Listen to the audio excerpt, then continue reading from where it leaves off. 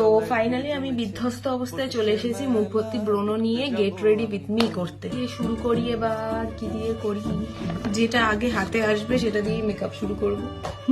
এইটুকু সেন্স আমার আছে শুধু যে মেকআপ করতে বসার আগে মুখ টুক মুছে নিয়ে একটা কিছু ময়শ্চারাইজার ইউজ করতে হয়, যেটা আমি করি হচ্ছে ডট অ্যান্ড কি। বিয়ে বাড়ির সব থেকে বাজে কাজ হচ্ছে ওই বিয়ে বাড়ির থেকে ফিরে ঘর দোর গোছানো। আমার একদম এই কাজটা ভালো লাগে না, সবকিছু খাটে ছড়িয়ে থাকে আর জাস্ট এসে মনে হয় আর ইচ্ছা করছে না, আর ইচ্ছা করছে না। আমি এখানে বসে মেকআপ করছি আর আমার দাদা বন্ধুদেরকে ফোন করে তারা করছে কিরে তোরা বেরোলি, কিরে তোরা বেরোলি। আমি এই দুটো জিনিসই জানি, আইলাইনার আর লিপস্টিক করতে, তাও খুব একটা আমরি জানি না, ওই চালিয়ে দেওয়ার মতো। এইবার হচ্ছে আমার আসল ধৈর্য পরীক্ষা। আমাকে চোখ বন্ধ করে যে 2-3 মিনিট বসে থাকতে হবে সেটা আমার একদম ইচ্ছা করে না করতে।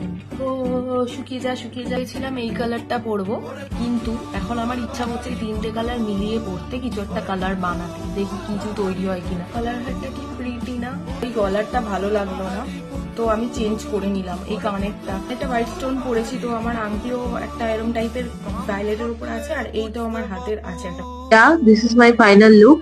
আমাকে কেমন লাগছে বিয়ে বাড়ির লুকে তোমরা সবাই অবশ্যই জানো।